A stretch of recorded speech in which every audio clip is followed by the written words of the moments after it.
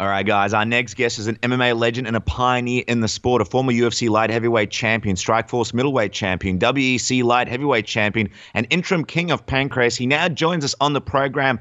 Frank Shamrock, welcome back to Submission Radio. Right on. Thanks for having me back, guys.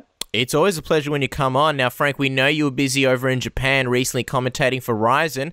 Talk to us about it. How was the experience for you being back in Japan?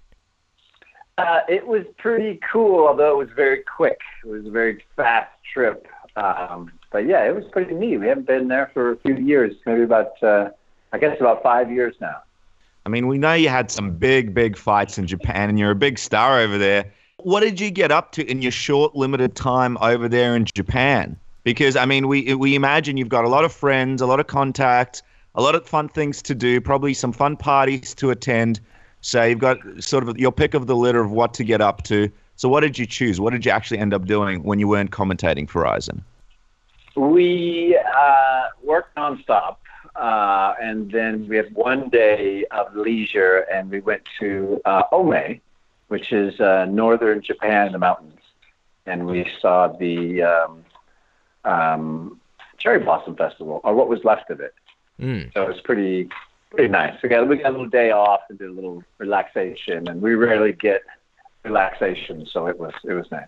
Very nice, very nice. Whenever we think of Frank Shamrock in Japan, we always think of your classic fights against Bas Rutten. Got to ask, do you and Bas ever catch up and talk about, these old days and the awesome rivalries that you guys had back in Japan?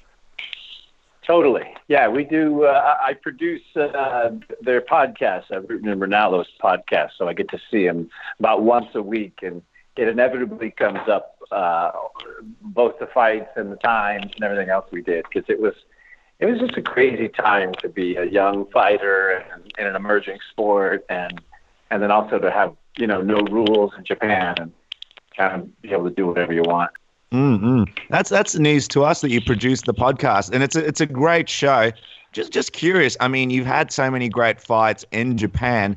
Is there a fight in particular that kind of stands out in your mind that you've had as an experience in Japan? Gosh, I've had so many. But I would say my first one, fighting Kevin Jackson and winning the first UFC middleweight title, was pretty hardcore, because I had all these crazy dreams and visions, and I told everybody I was going to teach the wrestlers a lesson submission, and then I armbar Jackson in like 14 seconds. So it was all very, prophetic, and I was, a genius for, a couple of years. But I think the biggest one was fighting Ensign Inoue in Valley Tudo, Japan, just because he was such a big guy, and it was my real first time stepping up into no rules with the tools to be competitive and stuff. And on top of that, the winner of that fight was the shoe-in for the UFC championship. So I wouldn't have beat Kevin Jackson or even had a chance to fight him had I not beat Ensign in that night. And then it just was also a knockdown, drag out. Someone's gonna get knocked out and die fight. So it was very entertaining, and it really endeared me to the fans, because I think they saw what I was really about in that that Ensign fight. Oh, of course, and Ensign obviously being a big part of Japanese MMA, so it makes a lot of sense. Now, last time you were on the show, Frankie, you spoke about some of your secret projects. One of those is the new talk show about marijuana. It's called Bake Out. Tell us a little bit about the show, Frank. Oh, wow, it's fantastic. Yeah, the show has kind of morphed into a digital educational network. Because after we did the show, we took it out in the market. Everyone loved the show, but they're like, we need 1,000 shows. Like, we need so much of this information and so much of this content. So we kind of went back to the drawing board and are rolling out a whole digital network at bakeout.tv that is purely designed to be educational for cannabis. So medical, educational, everything surrounding it that you would need to participate or not in the cannabis industry.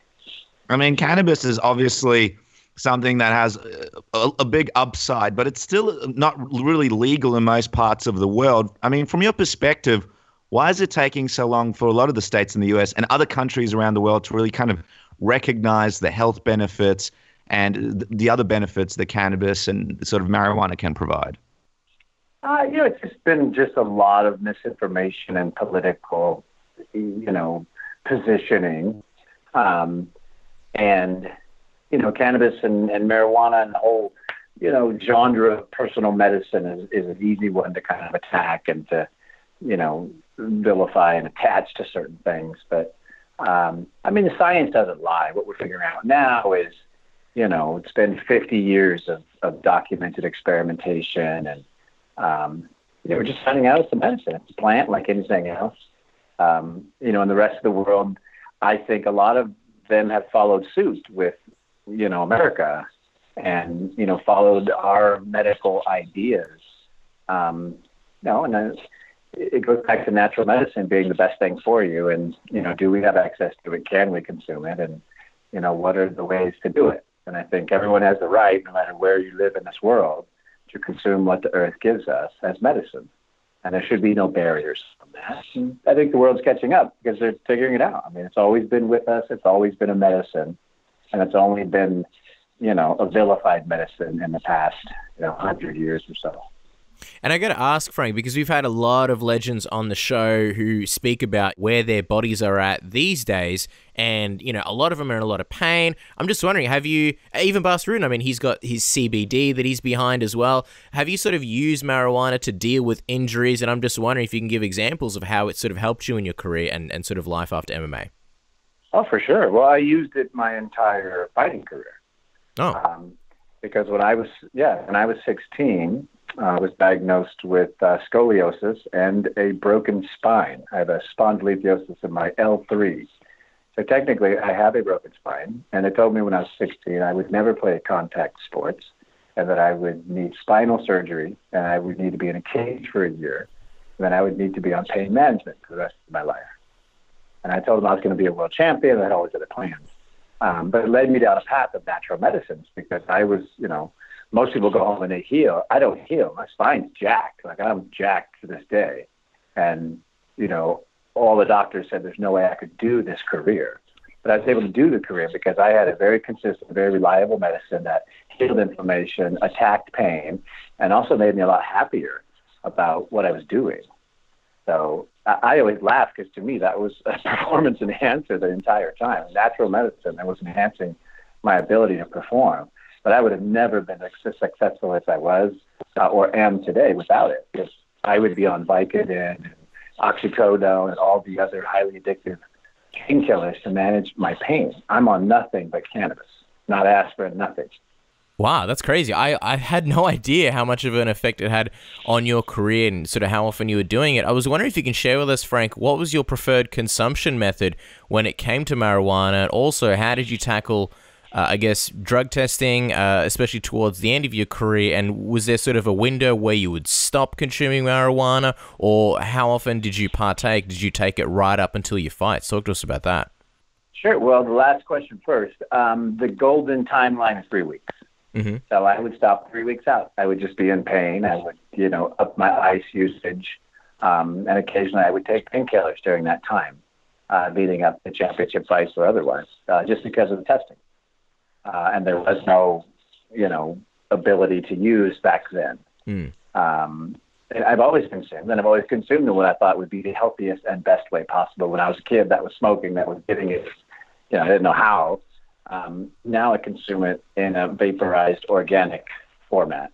So I use the cool volcano machine, the big bag, and I use it like a medical patient. I breathe in the vapors, but I don't combust anything. Like, I don't believe in burning anything. I think all that is, not the best for you. I'm just curious because, we've seen a lot of great athletes in the sport sort of struggle with testing, guys like Nick Diaz getting suspended and really sort of losing big portions of their career due to marijuana use. From your perspective, do you really believe it is sort of a performance enhancer that athletes need to stop doing going into fights? Or do you think because of everything that MMA fighters go through in terms of training, in terms of putting their body through all the stuff that they put their body through, it should almost be made legal so that they can have healthier, longer careers? Well, it totally should, especially when you start reading the science and you realize that it also acts as a neuroprotectant, and it's got a lot of other cellular healing properties, which, the other many of these Western medicine drugs, especially the codeines and the morphines, that they just kill things and they just numb the pain. So when you talk about a contact sport like football, these people need it more than anything because they're taking repeated blows to their brain. In the United States, our government actually holds a patent on cannabis as a neuroprotectant, meaning that it'll heal the damage done to your brain. Everybody in a contact sport should be consuming this, and especially in sports where, like football, you're leading with your head. Yeah, absolutely. It's a fascinating topic, and I mean, people have to tune into your show, Bake Out. It's a topic that we'd love to chat to you forever, but obviously we have to appease the MMA fans, Frank. So there's some other things we want to get your thoughts on. First of all, the UFC are really struggling to get big pay-per-views together now that McGregor and Ronda sort of out of the picture. Do you see the UFC rebounding from this and sort of building new stars, returning to where it was last year? Yeah, I mean, they kind of have to. I think they've, kind of ignored the amateur star creating machine, and that's where these guys come from. I think they've been content to buy the star and, attract the star. But I think that attraction's gone. I think they need to get back to the basics of, how you create stars. And, you do that by letting athletes perform, giving them the stage and then giving them the freedom, like any artist. I think they got a little work to do on their culture. But I think if they do it, I think they will turn the corner, because this is, every martial artist, every sports guy, everybody, gets it, loves it, wants to be a part of it. It's extremely compelling and addictive sport, deep to get into it. I'm curious because obviously you're a great martial artist, a pioneer in the sport, but also a very great mind for business. And over the years, we've seen how the sport has really rapidly grown, bigger and bigger and bigger. And a lot of people would really argue sort of in a very sort of short period of time, it became a very mainstream sport. Do you think there's a chance it can sort of plateau and this could be kind of the beginning of a decreasing of popularity? I mean, we've seen it happen in Japan with pro wrestling and MMA as well. Is it possible that this is as high the sport gets and it starts to sort of decrease? And the story is, hey, 2016 was its peak, and then after that, it kind of lost its way. Yeah, I mean, from a business perspective, if I were looking at the life cycle of a brand, we're winding this brand down unless drastic changes happen. And only because, they had this very oppressive, very, results-oriented culture that wasn't concerned about fighters and their rights and the chi and everything else. And now that community is pushed back. So they're not performing, they're not sacrificing, they want to be paid first. And, that's great, but you need a very, active and vibrant, and risk-taking culture to keep this type of growth going. And I think that part is stagnant. We need to find a way to reactivate, that martial spirit and that, that Rocky-esque dream. And it seems like it's, convoluted or, smoke and mirrors now. There's no real path, to go from my martial arts school to my UFC championship. And I think that's where they've lost the way. What do you think about this massive pushback that we're seeing nowadays? I mean, between the Reebok deal and obviously Ally Quinta sounding off, Anderson Silva just the other day. I mean, obviously, yourself and Tito Ortiz, this is something that's been going on for years, but like recently it's just sort of come to a head at the moment. What do you think about all these fighters now speaking out, and really, how much do you think this affects the UFC's business? How much do you think this kind of impacts them maybe in the short term? Can it have a long-term effect on the UFC? Well, it's going to have a long-term effect on the brand, because these are the, forefathers of it. And if they're not, passionate and supporting it, then, it's just going to trickle down. But, it comes from the old ways, from the old practices, and those, they got to change. They got to change the way they treat these athletes. They got to change, the value that, is given, make it more fair. I think, the way the old regime was set up, most of that money flowed to the top, and, all the executives got paid big.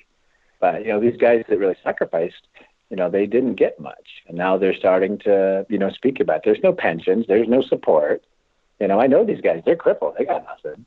And nobody, there's no value or there's nothing for them to do. There's no help for them. There's no community. The UFC doesn't or hasn't made any, investments in that way. And, that's our culture. If there's no history, there's no future. And that's what we're running into now is, the fans are like, well, where's the road? And there's no road anymore. I'm curious because from everything that you mentioned, there's some work to do. But there was something else me and Casper were talking about just the other episode. I'm not sure if you saw this or not, but Chris Cyborg has been going back and forth with the UFC. And there was a particularly interesting tweet from one of the UFC Twitter accounts that sort of responded to Chris Cyborg, and it wasn't in the most positive way. And I think what me, Casper, and some of the other people that saw that tweet took away from it was that if you're a mainstream company, you're a mainstream sport, but sometimes the dealings with the fighters can seem a little bit petty and a little bit disrespectful from time to time when you look at it as a brand sort of talking to these fighters over social media like that. Do you think there's sort of a disconnect between where the brand is in terms of it being a mainstream sport, but then also how they sort of deal with fighters publicly in a public venue and sometimes have these public arguments that kind of don't really match where the sport is in the mainstream as to how they deal with their fighters in the public? Yeah, well, I tell everybody that the girl's a lot prettier on camera than she really is. Because it's not a really developed sport. It doesn't have the amateur, it doesn't have all the stuff a regular sport has. And then when you look at the mechanics of it, why is Dana White the biggest star in the sport? The machine's built wrong. And that's why these people feel that. That's why I didn't do business with them. I'm like, wait a minute, this makes no sense. Dana's going to be the star. I'm risking my life in the cage. I risk everything to be here. It's like, Dana's not the star. It doesn't make any sense. So, they're just, the culture is Dana's the star. We're taking all the money. You guys suck. And they need to rebound from that. They need to come back from that. And I don't know the method, and it's a long way to go. But that's the evolution of business. That's the evolution of sports. When you look at the timeline where the Fertitta sold the UFC, I mean, they made over $4 billion for a company that seemed at the time like there was some big things coming. But behind the scenes, do you think this is possibly one of the smartest sales when it comes to, I suppose, of a business in a really long time? Do you think the Fertitta sort of foresaw this lull that was coming up, even though you had all these huge events like 205 coming up? At the same time, do you think they realized that, hey, this can't stick around forever and this is a perfect time to get out of this? 100%. The discord is coming, the regulation is coming, the government oversight is coming. So, yeah, I mean, that's the time to get out. The brand's had a great run, built up. The girl's beautiful, globally. No one knows what it's really like. Perfect time to get out. So, I mean, I applaud their business. It's a great business. I knew they would be super successful with it. So, but at the same time, I want to be respected at work. I want to be cared for. I want my value to be, acknowledged. Yeah, understandable, Frank. While we're talking about what's good for business, last time we had you on the program, we spoke a little bit about this Floyd Mayweather, Conor McGregor fight. It seemed like it was pretty unlikely. Now, it seems like it might actually materialize. I'm wondering, what you think it does sort of for the UFC, and obviously a lot of people believe it's going to make a lot of money, and it certainly will if it happens, but what do you think that does for the long-term effect? If Conor McGregor goes out and loses like a lot of people think he will, what do you think that does for the UFC? Could it be a detriment? I don't think it's a detriment. I mean, they need all the big moments they can get, as well as the revenues from something like this. I think it could be a win-win for everybody. But, my only concern is, it goes back to the martial arts and mixed martial arts and, what are we really truly doing? But, I think, sadly, everyone will pay and they'll probably be disappointed. And it probably won't be that big moment except for there'll be a bunch of money and awareness. I mean, you sort of, it's interesting the way that you put it, because look, a lot of people really looking forward to this, think this will be sort of an exciting moment, even though it looks like Mayweather will probably go through McGregor quite quickly. So I'm just curious, from your perspective, what do you sort of see it as a bit of a, I suppose, disappointment when people tune in? Well, I just think that it's just two opposing worlds. You know, McGregor looks amazing in our world, you know, because we're not polished strikers, and, you know, that persona is, you know, bigger than life. But I think, you know, Mayweather is always going to fight smart, and I don't think it's going to be exciting. I think it's going to be, you know, one-sided whopping. And then, you know, we're all going to be like, oh, darn it. You know, I thought there was much more. And I like Mayweather, but I quit going to his fights because they're not exciting. The moment's exciting. The fights are never exciting. They're just, you know, they're terrible. But, you know, it's boxing. It's brilliant, but it's not entertainment the way I see it, you know, MMA style entertainment. That's a whole different vibe. And you know what's interesting about, while we're talking about the UFC and sort of what direction they're heading in and how there's a bit of a lull, on the other side of the pond here in Bellator, they're sort of on the uprise. They've got fighters like Fedor Emelianenko. They're taking a lot of fighters from the UFC like Matt Mitrione, Lorenz Larkin, Rory McDonald, obviously Chael Sonnen. They got Vanderlei over there. Do you think they're in a position where they can really sort of capitalize? And I'm wondering if you consider them at any point to be a real competitor to the UFC maybe in the next few years. I think in the next few years they can consume a strong market share, and I think they can definitely, you know, they're already consuming some of the market and a lot of the stars. I think they're going to end up being a player. I think UFC is going to struggle, you know, to find its footing and rebuild its culture, kind of get itself together and get some new stars, and that's Bellator's opportunity, you know, the next year or so. Yeah. And I mean, we really appreciate your time, Frank. We'll let you go in just a moment. But looking back now and seeing how this whole Reebok deal played out, and athletes being unhappy and losing money on their sponsorships, and sort of using that as one of the catalysts to going over to Bellator, do you think it was a big mistake by the UFC to implement this Reebok deal? And do you think in a lot of ways it's kind of one of the last nails in the coffin for fighters considering jumping ship and going to Bellator? No, it's not. It wasn't this deal. You know, it's the spirit of dealings that makes the culture not feel good and appreciated. It's the spirit of business. You know, when you're not appreciated, when you're not respected, then all of it matters.